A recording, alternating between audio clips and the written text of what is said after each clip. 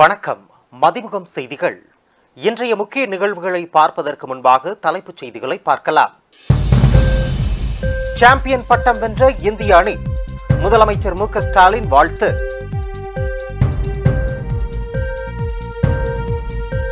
கலை அறிவியல் கல்லூரிகளில் ஒரே நேரத்தில் தேர்வு முடிவுகள் வெளியாகும், கல்லூரி கல்வி இயக்குனர் அறிவிப்பு. தடை செய்யப்பட்ட இயக்கத்துடன் தொடர்பு, 12 இடங்களில் தேசிய புலனாய்வு முகமை அதிகாரிகள் சோதனை. இன்று ஒரு சில இடங்களில் லேசான மழைக்கு வாய்ப்பு, சென்னை வானிலை ஆய்வு மையம் தகவல். T20 உலகக்கோப்பையை வென்ற இந்திய அணிக்கு முதலமைச்சர் மு.க. ஸ்டாலின் வாழ்த்து தெரிவித்துள்ளார். பரபரப்பாக நடைபெற்ற T20 உலகக்கோப்பை தொடரின் இறுதிப் போட்டியில் இந்திய அணி 7 ரன்கள் வித்தியாசத்தில் தென்னாப்பிரிக்க அணியை வீழ்த்தியது. இதன் மூலம் இரண்டாவது முறையாக T20 உலகக்கோப்பையை கைப்பற்றி அசத்தியது. சாம்பியன் பட்டம் வென்ற இந்திய அணிக்கு பிரதமர் மோடி உட்பட பல்வேறு தரப்பிலிருந்தும் வாழ்த்துகள் குவிந்து வருகிறது. இது தொடர்பாக அவர் தனது எக்ஸ் தளத்தில், நமது இந்திய அணி T20 உலகக்கோப்பையை முழுமையான ஆதிக்கத்துடன் வென்றதை கொண்டாடுவதில் மகிழ்ச்சி. நமது இந்திய அணி சவாலான சூழ்நிலைகளில் இணையற்ற திறமையை வெளிப்படுத்தி முறியடிக்க முடியாத சாதனையுடன் முடித்தது. இந்திய அணிக்கு வாழ்த்துக்கள் என பதிவிட்டுள்ளார். அனைத்து கலை அறிவியல் கல்லூரிகளும் கால அட்டவணையை சரியாக பின்பற்ற வேண்டும் என கல்லூரி கல்வி இயக்குனர் கார்மேகம் உத்தரவிட்டுள்ளார். வரும் கல்வியாண்டில் அனைத்து கலை அறிவியல் கல்லூரிகளிலும் ஒரே நேரத்தில் தேர்வுகள் துவங்கி முடிவுகளும் வெளியாகும் என கல்லூரி கல்வி இயக்குனர் கார்மேகம் அறிவித்துள்ளார். மேலும் முதலாம் ஆண்டு மாணவர்களுக்கு ஜூலை 3ஆம் தேதி வகுப்புகள் துவங்கும். செமஸ்டர் தேர்வுகள் வரும் அக்டோபர் 31 தொடங்கி நவம்பர் 25ஆம் தேதிக்குள் முடிக்கப்பட வேண்டும். டிசம்பர் 16ஆம் தேதிக்குள் அனைத்து கல்லூரிகளுக்குமான தேர்வு முடிவுகள் வெளியிடப்பட வேண்டும். இந்த கால அட்டவணையை அனைத்து கலை அறிவியல் கல்லூரிகளும் பின்பற்ற வேண்டும் எனவும் கல்லூரி கல்வி இயக்குனர் கார்மேகம் உத்தரவிட்டுள்ளார். பிரதமர் மோடி ஒவ்வொரு மாதத்தின் கடைசி ஞாயிற்றுக்கிழமையில் வானொலியில் மன் கி பாத் என்ற நிகழ்ச்சியில் நாட்டு மக்களுக்கு உரையாற்றி வருகிறார். அவர் கடைசியாக பிப்ரவரி 25ஆம் தேதி மன் கி பாத்தில் பேசியிருந்தார். அதன்பின் மக்களவை தேர்தல் நடைமுறை அமல்படுத்தப்பட்டதால் உரையாற்றவில்லை. தேர்தலில் மீண்டும் வெற்றி பெற்று 3வது முறையாக பிரதமர் பதவியை ஏற்ற மோடி இன்று 111வது மன் கி பாத் நிகழ்ச்சியில் பேசினார். அப்போது பேசிய அவர், தேர்தல் முடிவுகளுக்கு பிறகு உங்களை மீண்டும் சந்திப்பேன் என்று பிப்ரவரியில் கூறியிருந்தேன். இன்று மீண்டும் மன் கி பாத் நிகழ்ச்சியுடன் உங்கள் மத்தியில் இருக்கிறேன். நமது அரசியலமைப்பு சட்டம் மற்றும் நாட்டின் ஜனநாயக அமைப்பின் மீது அசைக்க முடியாத நம்பிக்கையை மீண்டும் வலியுறுத்தியதற்காக நாட்டு மக்களுக்கும் நன்றியை தெரிவித்துக் கொள்கிறேன். இந்த ஆண்டு உலக சுற்றுச்சூழல் தினத்தன்று தாயின் பெயரில் ஒரு மரம் என்ற சிறப்பு பிரச்சாரம் தொடங்கப்பட்டுள்ளது. நான் என்பது தாயின் பெயரில் ஒரு மரத்தை நட்டுள்ளேன். நாட்டு மக்கள் அனைவரும் தங்கள் தாயுடன் சேர்ந்து அல்லது அவரது பெயரில் ஒரு மரத்தை நடுமாறு கேட்டுக்கொள்கிறேன். இவ்வாறு அவர் பேசினார். ஹிஜ்புத் தஹர் என்ற தடை செய்யப்பட்ட இயக்கத்திற்கு தொடர்புடையவர்கள் வீட்டில் சோதனை நடைபெறுகிறது. சென்னை, திருச்சி, தஞ்சாவூர், புதுக்கோட்டை, கும்பகோணம் உள்ளிட்ட 12 இடங்களில் தேசிய புலனாய்வு முகமை அதிகாரிகள் அதிகாலை 5 மணி முதல் சோதனை மேற்கொண்டு வருகின்றனர்.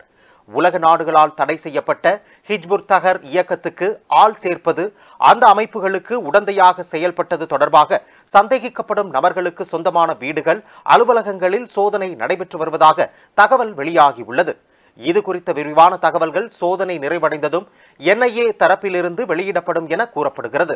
இளநிலை நீட் தேர்வுகளை ஆன்லைன் முறையில் நடத்த ஒன்றிய அரசு திட்டமிட்டுள்ளதாக தகவல் வெளியாகியுள்ளது.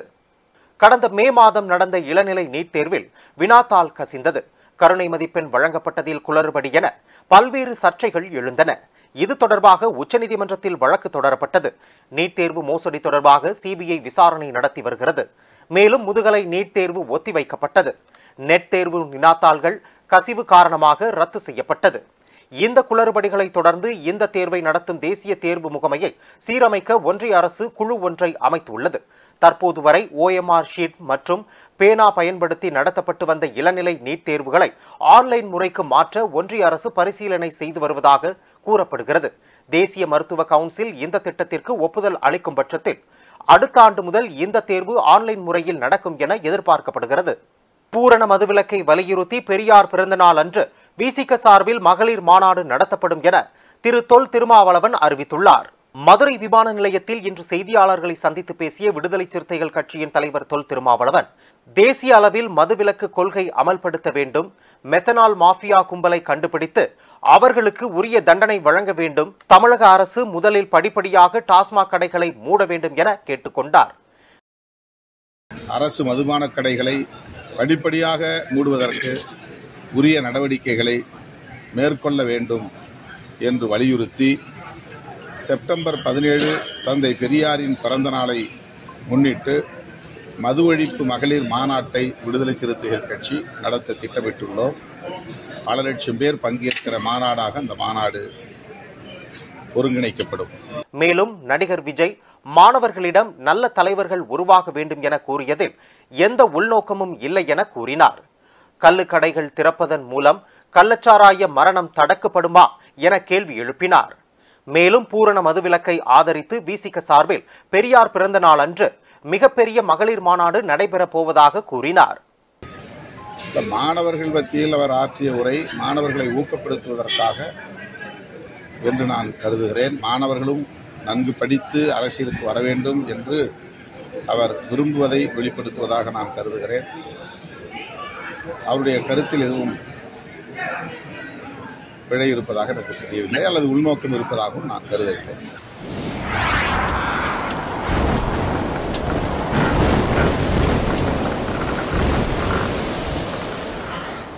சென்னையில் இன்று ஒரு சில இடங்களில் லேசான மழைக்கு வாய்ப்பு உள்ளது.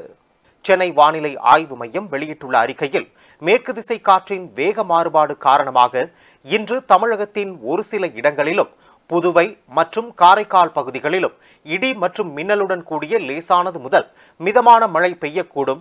நீலகிரி மற்றும் கோயம்புத்தூர் மாவட்ட மலைப்பகுதிகளில் ஓரிரு இடங்களில் கனமழை பெய்ய வாய்ப்பு உள்ளது.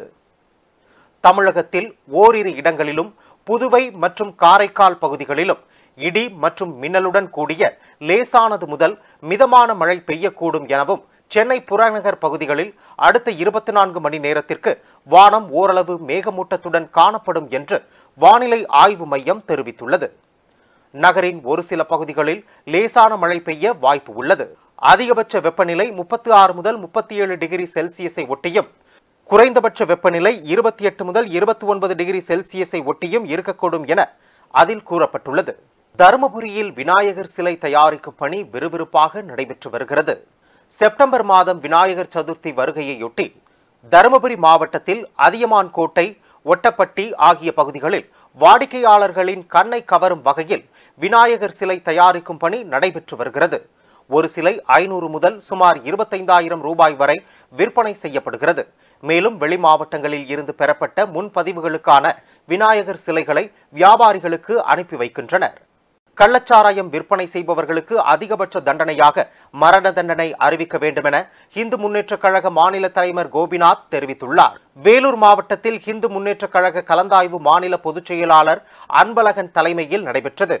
பின் செய்தியாளர்களை சந்தித்து பேசிய மாநில தலைவர் கோபிநாத், கள்ளச்சாராயத்தை ஒழிக்க தனிப்பிரிவை அரசு ஏற்படுத்த வேண்டும். தமிழகத்தில் மதுவிலக்கு சரியாக செயல்படவில்லை. கள்ளச்சாராயத்தை ஒழிக்க அரசு விரைந்து நடவடிக்கை எடுக்க வேண்டும். 10 லட்சம் அபராதம், ஆயுள் தண்டனை என்பதை விட கள்ளச்சாராயம் விற்பனையில் ஈடுபடுவோருக்கு மரண தண்டனை கொடுக்க வேண்டும் என கூறினார். மேலும் மாநகராட்சி தூய்மை பணியாளர்களுக்கு சம்பளம் உயர்த்தி வழங்கிட வேண்டும் எனவும் கேட்டுக்கொண்டார். சென்னை கோயம்பேட்டில் உயர்நீதிமன்றம், உச்ச நீதிமன்றமும் அனுமதி கொடுத்தும் கூட ஒரு மசூதியை தமிழக அரசு இடிக்கிறதுக்கு தயங்குது.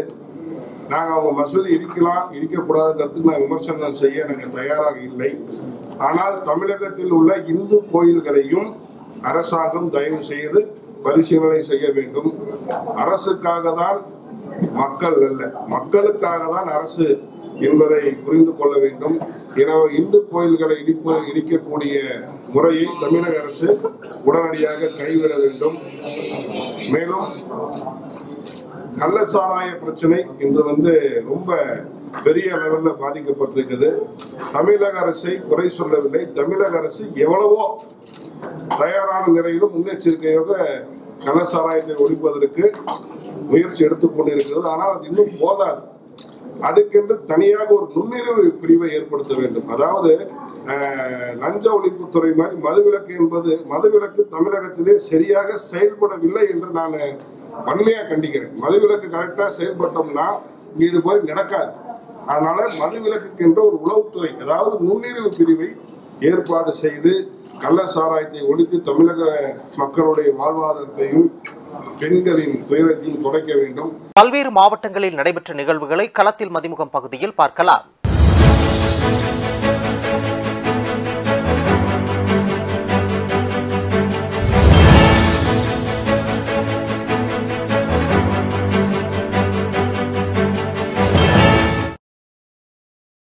ராணிப்பேட்டை மாவட்டம் வாலாஜா அருகே ஸ்ரீ திரௌபதி அம்மன் திருக்கோயிலில் இன்று அக்னி வசந்த துரியோதனன் படுகளம் நிகழ்ச்சி வெகு விமரிசையாக நடைபெற்றது. இதனை நாடக கலைஞர்கள் தத்ரூபமாக நடித்து காட்டி பாராட்டை பெற்றனர். மயிலாடுதுறை மாவட்டம் செம்பனார் கோயில் அருகே லாரியும் மினி லாரியும் நேருக்கு நேர் மோதி விபத்துக்குள்ளானது. இதில் மினி லாரி ஓட்டுநர் சம்பவ இடத்திலேயே உயிரிழந்தார். இது குறித்து கிராமிய காவல்துறையினர் வழக்கு பதிவு செய்து விசாரணை மேற்கொண்டு வருகின்றனர். திருப்பத்தூர் மாவட்டம் வாணியம்பாடி அருகே சுப்பிரமணி என்பவருக்கு சொந்தமான கோழி பண்ணையில் ஏற்பட்ட திடீர் தீ விபத்தில் பல லட்சம் ரூபாய் மதிப்பிலான பொருட்கள் எரிந்து சேதமடைந்துள்ளன. இந்த சம்பவம் குறித்து காவல்துறையினர் வழக்கு பதிவு செய்து விசாரணை மேற்கொண்டு வருகின்றனர். மயிலாடுதுறை மாவட்டம் குத்தாலம் அருகே மனிதம் அறக்கட்டளை, மயிலை இருசக்கர மோட்டார் வாகன சங்கம் மற்றும் பாண்டிச்சேரி அரவிந்த் கண் மருத்துவமனை சார்பில் இலவச கண் சிகிச்சை முகாம் நடைபெற்றது. இந்த முகாமில் 2000க்கும் மேற்பட்ட பொதுமக்கள் கலந்து கொண்டு பயனடைந்துள்ளனர். வேலூர் மாவட்டம் குக்கலப்பள்ளி கிராமத்தை சேர்ந்த பரத்ராஜ் என்ற 8 வயது சிறுவன் இயங்கிக் கொண்டிருந்த டிராக்டரின் மீது விழுந்து பரிதாபமாக உயிரிழந்துள்ளார். இந்த சம்பவம் குறித்து காவல்துறையினர் வழக்கு பதிவு செய்து விசாரணை மேற்கொண்டு வருகின்றனர். 8 வயது சிறுவன் உயிரிழந்த சம்பவம் அப்பகுதியில் பெரும் சோகத்தை ஏற்படுத்தியுள்ளது. மத்திய அரசின் புதிய குற்றவியல் நடைமுறை சட்டங்களை திரும்ப பெற வலியுறுத்தி மயிலாடுதுறையில் அனைத்து வழக்கறிஞர்கள் சங்கத்தின் சார்பாக நாளை முதல் தொடர் போராட்டத்தில் ஈடுபட போவதாக தெரிவித்துள்ளனர். வேலூர் மாவட்டம் குடியாத்தம் அருகே விவசாயி சேகர் என்பவரது வீட்டின் பூட்டை உடைத்து 4.5 சவரன் தங்க நகை மற்றும் 1 லட்சம் ரூபாய் பணத்தை மர்ம நபர்கள் திருடி சென்றுள்ளனர். இந்த சம்பவம் குறித்து காவல்துறையினர் வழக்கு பதிவு செய்து விசாரணை மேற்கொண்டு வருகின்றனர். தருமபுரி மாவட்டம் ஒகேனக்கலில் இன்று விடுமுறை தினம் என்பதால் சுற்றுலா பயணிகளின் எண்ணிக்கை அதிகரித்துள்ளது. இந்த நிலையில் ஒகேனக்கல் காவிரி ஆற்றில் நீர்வரத்து அதிகரித்திருப்பதால் சுற்றுலா பயணிகள் பரிசல் சவாரி செய்து உற்சாகம் அடைந்து வருகின்றனர். ஈரான் அதிபர் தேர்தலில் முன்னணி வேட்பாளர்களுக்கு பெரும்பான்மை பலம் இல்லாததால் 2ஆம் கட்ட வாக்குப்பதிவு நடைபெறும் என ஈரான் அரசு அறிவித்துள்ளது. ஈரான் அதிபர் இப்ராஹிம் ரைசி ஹெலிகாப்டர் விபத்தில் உயிரிழந்ததை தொடர்ந்து அதிபர் தேர்தல் நேற்று முன்தினம் நடந்தது. தேர்தல் முடிவுகளை மொக்சைன் எஸ்லாமி நேற்று அறிவித்தார். இதில் சீர்திருத்தவாதிகள் அரசியல் பிரிவு வேட்பாளர் மசூத் பெஷாகினுக்கு 1.4 கோடி வாக்குகளும், வலதுசாரிகள் அமைப்பைச் சேர்ந்த சயீத் ஜலீலுக்கு 94 லட்சம் வாக்குகளும், நாடாளுமன்ற சபாநாயகர் முகமது பஹார் கலிஃபாவுக்கு 33 லட்சம் வாக்குகளும், ஷியா பிரிவு மதகுரு முஸ்தபா புர் மொஹாமதிக்கு 2.6 லட்சம் வாக்குகளும் கிடைத்துள்ளன. ஈரான் அரசியலமைப்பின்படி வெற்றியாளர் 50%க்கும் அதிகமான வாக்குகளை பெற வேண்டும் என்பதால் முதல் 2 இடங்களை பிடித்த மசூத் பெஷஷ்கியான் மற்றும் சயீத் ஜலீலி இடையே ஜூலை 5ஆம் தேதி 2ஆம் கட்ட வாக்குப்பதிவு நடைபெறும் என ஈரான் அரசு தெரிவித்துள்ளது. மீண்டும் தலைப்புச் செய்திகள். சாம்பியன் பட்டம் வென்ற இந்திய அணி, முதலமைச்சர் மு க ஸ்டாலின் வாழ்த்து.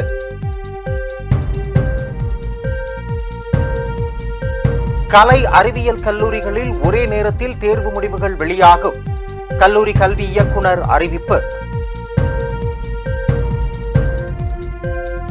தடை செய்யப்பட்ட இயக்கத்துடன் தொடர்பு, 12 இடங்களில் தேசிய புலனாய்வு முகமை அதிகாரிகள் சோதனை. இன்று ஒரு சில இடங்களில் லேசான மழைக்கு வாய்ப்பு, சென்னை வானிலை ஆய்வு மையம் தகவல். இத்துடன் செய்திகள் நிறைவடைந்தன. மீண்டும் செய்திகள் பிற்பகல் 1:30 மணிக்கு. மேலும் செய்திகளை தெரிந்து கொள்ள மதிமுகம் பிரைம் யூடியூப் தளத்தில் இணைந்திருங்கள்.